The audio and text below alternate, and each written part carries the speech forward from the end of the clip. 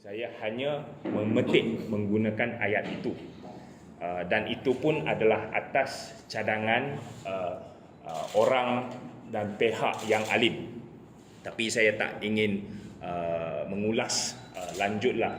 Dan saya mengambil kesempatan ini untuk meminta maaf ke atas segala kesulitan yang telah diwujudkan dan memohon maaf bagi semua pihak, termasuk rakan-rakan dan saudara-saudari bukan Islam dari Dewan Himpunan Penyokong PAS, dari Parti Gerakan dan mana-mana parti lain dan mana-mana saudara senegara yang telah memetik ayat-ayat suci Al-Quran di dalam konteks politik.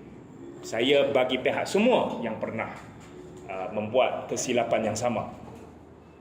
Kerana bukan saya saja, ramai daripada semua parti politik, khususnya yang tertular dalam social media, termasuk daripada parti atau yang menyokong parti PAS, yang menyerang saya lah, dan juga parti Gerakan yang juga menyerang, yang telah membuat kesilapan. A listener note: this episode contains adult content and language. This may not be suitable for all listeners. This is a situation where I, as a Muslim, malu sangatlah. I'm just embarrassed that I know, not so much because he has to apologize. It's so much because of the circumstance that made him apologize. Orang threaten dia, orang marah dia Quran. The Muslims yang terencak akal, yang marah sangat ni, I don't even understand, how they can understand something so contradictory. Okay, you sendiri accept, kita accept Quran ni Allah turun untuk sekalian manusia. Panduan, Allah kata none other than mercy and guidance for mankind. Cuma heranlah Howard Lee ni apa, beruk ke ataupun kambing ke lembu ke? Is for mankind, guidance for mankind. And Allah kata pun dia buat turun Quran ni, bukan semua akan ikut. Some will follow, some tak nak ikut. Yang ikut pun ada yang ikut sepat, ada yang tak ikut sampat. Now here we have non-Muslims who quotes the Quran, petik Quran. Dia nak tafsir pun tafsir lah. Because at the end of the day, whatever Quran keluar, tafsir ni masing-masing tafsir sendiri. You decide, you discern. You baca, you faham apa. That's it. You don't need another person. It's not for another person to help you faham benda tu. Allah kata sesungguhnya dia telah memudahkan Quran. Maka siapakah yang akan ambil pelajaran? Allah kata banyak kali dalam Quran tu. So Allah kata benda tu mudah, and however you interpret itu your own. So kalau Howard Lee ambil Quran, dia interpret how dia nak interpret pun, that is his call. And kalau you tak setuju dengan interpretasi, you can have your own interpretation. So therefore dia kalau share dia punya interpretasi, that's how dia interpret. It is true to him. Jadi bila a non-Muslim rapat dengan Quran, dah petik ayat Quran, this is really one step towards iman. And therefore kalau kita nak Quran ni embraced by mankind, pasal apa kita marah benda macam ni?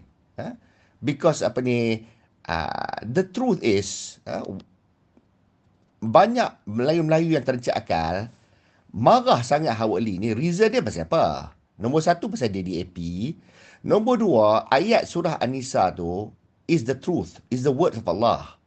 Jadi bila word of Allah kata, patuhilah Allah, taatilah Allah, Rasul dan ulul amri. And ulul amri means the leadership kita. Orang tak suka tu. People don't like. So sebenarnya bukan dia marah ke Howard Lee. Sebenarnya Melayu terencak akal tak sedar. Sebenarnya dia marah ke ayat Al-Quran tu. Dia marah Allah kata yang tu. And therefore when Howard Lee highlight that verse, they don't like it because it stares at them. And a non-Muslim talks about that. So therefore, it's not the issue of Howard Lee insult Islam ke, salah tafsir ke, tak. Problem to them is, Howard Lee tafsir betul.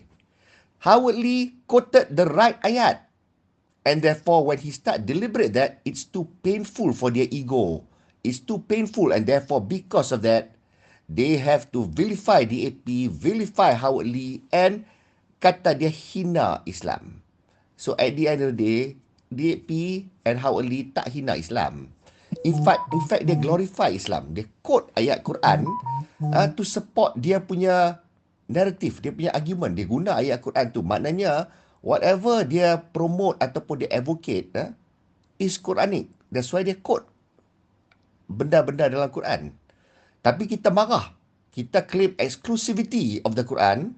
And pasal dia bukan Muslim, dia tak boleh sebut pun, dia tak boleh petik pun. And kita start threaten dia.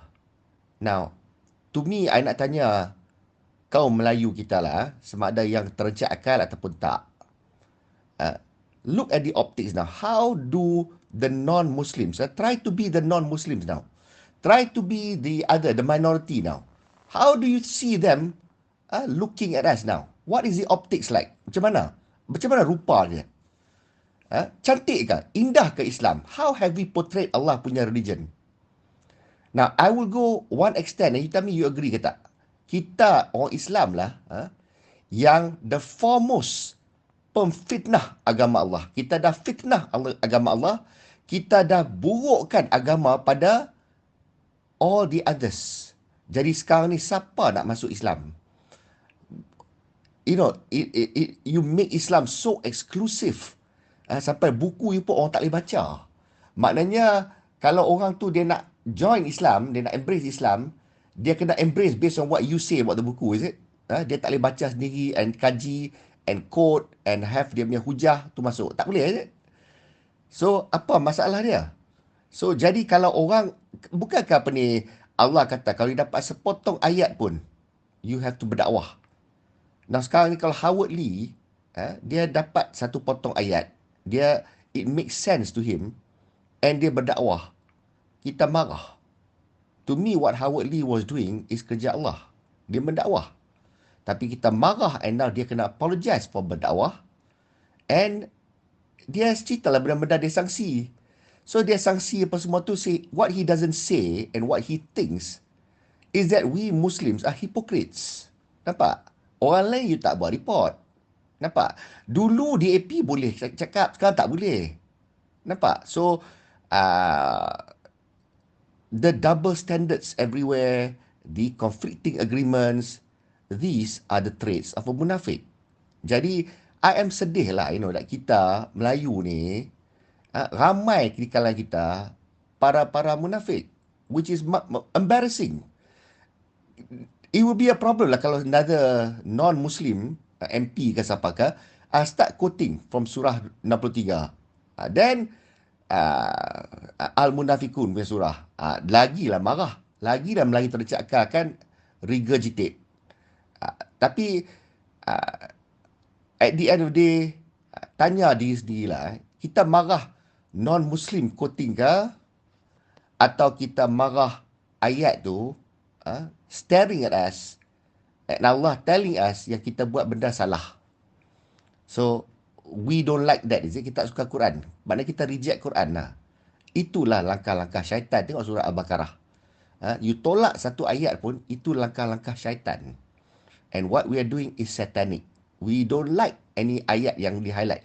Who cares apa yang dibawa, siapa yang bawa pada kita? Siapa yang raise Quran, surah An-Nisa? Why do we care? Why do we care who tell us? Allah kata dalam Quran, ikutilah apa yang telah diwahyukan kepadamu. Apa, bukan siapa. Dia tak kata ikutilah siapa yang telah mewahyukan kepadamu. Nampak? So therefore, whatever that's expounded to us about Quran, surah An-Nisa, evaluate. Kalau betul, ambil. Kalau tak betul, tak apa, tak payah ambil. Pasal apa nak marah dia?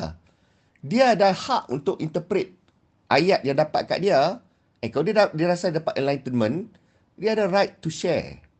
Tapi sekarang ni apa dia jadi? So sekarang ni dia takkan pergi dekat lah Quran pun. Apa tak? Jadi dia punya pendapat pasal Islam pun dah lain dah. Dah rosak dah. Dia rasa so toxic, so hostile towards dia.